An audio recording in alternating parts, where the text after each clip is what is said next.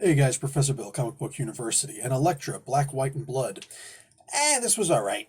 I'm a huge fan of Elektra. Doesn't mean I've read every single thing and that I know every single thing about her and whatnot. I know some things. I hate to say, but huge fan nonetheless. Usually, whenever I ask a famous artist for a commission, it's usually a sketch of Elektra, or just do the head or the bust or the whole body, action scene, whatever.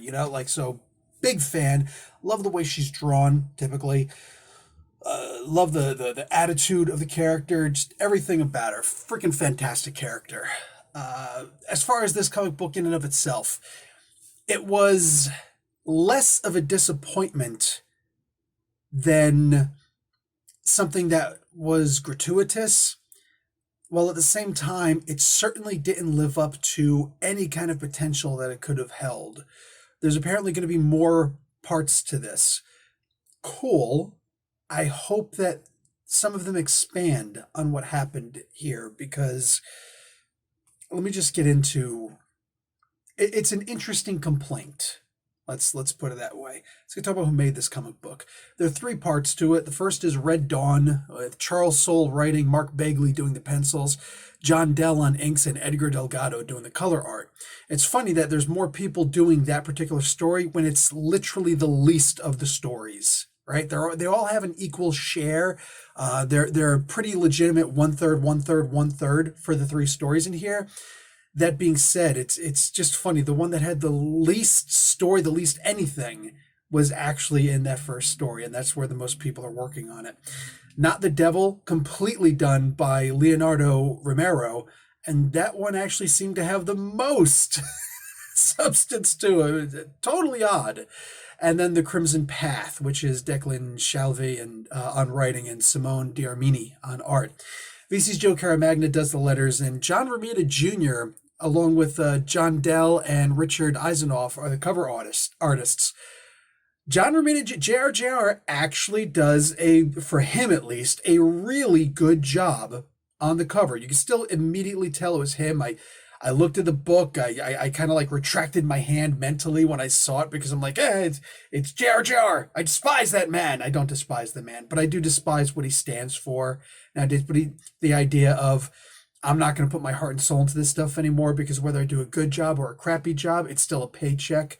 He seems to be backing off from that and trying to be a better artist again. But when you've been a bad artist for so long and willfully, it's very hard to get out of that habit. You can see it around the face and the mouth. You can still see some of his old work. You can still see some of his older work. So anyway, good cover, especially considering it was him who did it. Couple of variant covers out there. One by Bill Sienkiewicz, which, woo, one of the best freaking artists ever. And John Boy Myers, another by Mirka and Dolfo, who's just a freaking fantastic woman. Everything else is just what it is. So this first story is a vampire story. This is where I could tell right by the time this ended, I could tell that all of these were purely Elseworlds, aka what if stories. None of them are rooted in reality.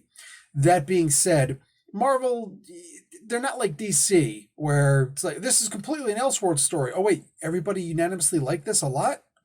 No, it's a main universe story. Marvel's not quite so quick to do that. That being said, nowadays, I'm sure that they would. So anyway, the first story is Elektra immediately from the very beginning gets bit by a vampire, and she's turned into a vampire. And the whole time I'm wondering, so how's she going to get out of this? The fact that she didn't, that's the only spoiler I'm going to give you here. The fact that she didn't get out of this situation tells me that this is an Elseworld story. It was solidified closer to the end. Soul, good job on Soul for being able to do a short story, very short story, that was apparently just meant to end right here. I hope that it can continue somehow. I would love to see this explored further. I would like to see more about this, even if it's in a different world, even if this concept is explored in our world, whatever. I thought it was fantastic. I thought it was brilliant. So basic and yet so brilliant, right? I loved it. I genuinely loved it. But the way that it ended, it left me thinking to my, and this is where it's a weird sort of dislike of a comic book. I loved the book. I loved the concept. I loved everything about it, except the idea that it didn't go further into it.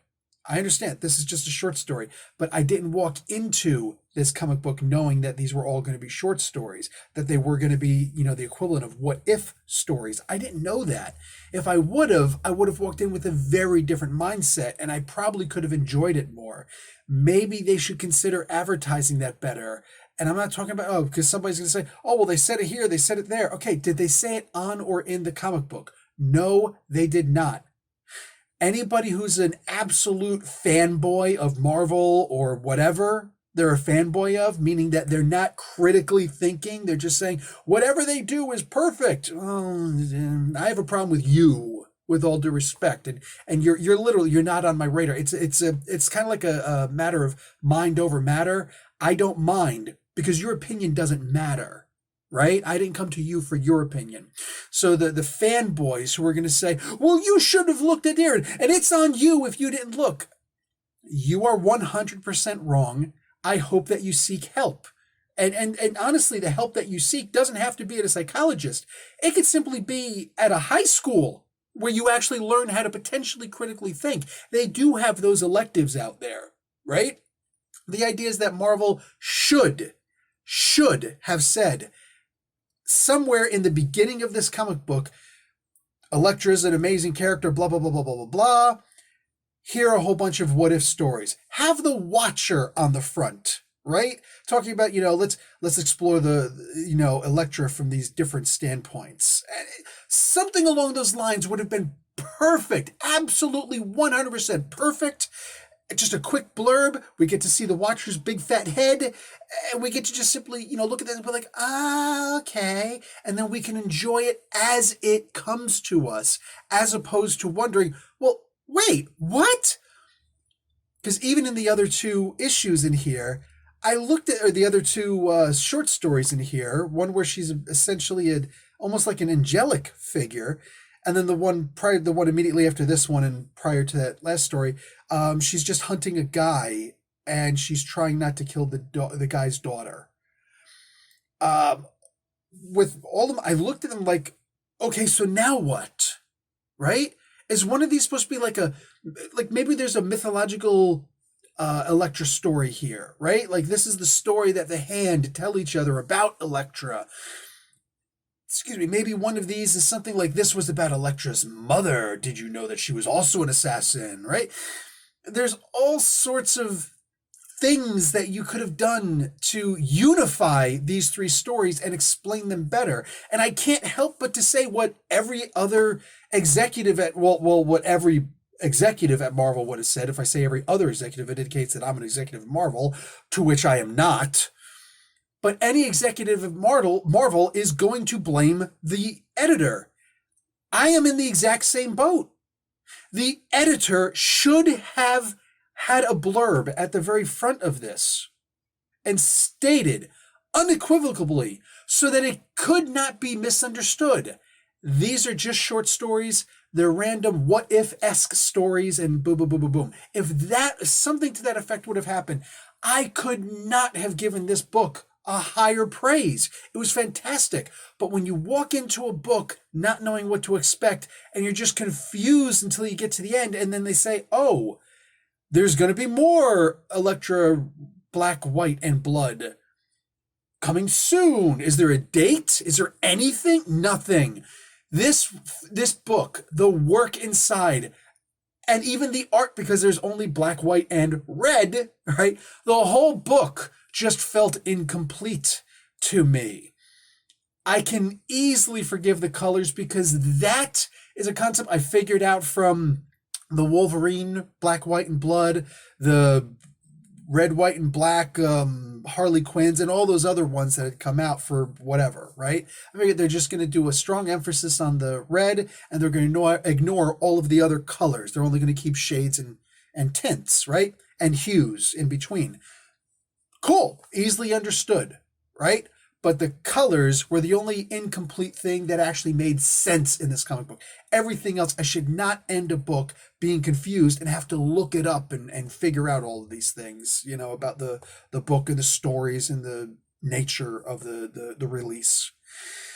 That being said, if you have not read this book and you are interested in what I said and you understand the explanation that I am giving, that this is it's just a bunch of random short stories from Elseworlds, what if-esque kind of stories, you will certainly enjoy these stories. There is nothing that happens in here that goes against what Elektra would do.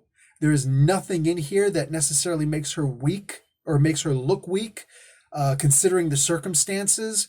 There's nothing in here that you're going to say, this goes against who and what Elektra is. No. Everything that happens in this book, these people understand who the character is. The artist did a fantastic job. The stories themselves were very fun and oftentimes very sad, very moving. And while they may help us to understand who Elektra is a little bit better, and if you already know who she is, you're going to be very satisfied with the explanations that they give for Elektra. This was a very good book. Sans the part that I explained, which the editor should be kind of going, I hope my bosses don't see this review. Or maybe nobody cares, because I'm just some rando guy off the internet too. But hey. Anyway, guys, like the video, watch an ad, and I do recommend grabbing this comic book. It was fun. Just know what you're getting into so you can maximize your enjoyment. I'll talk to you guys later. Professor Bell, Comic Book University. Class dismissed.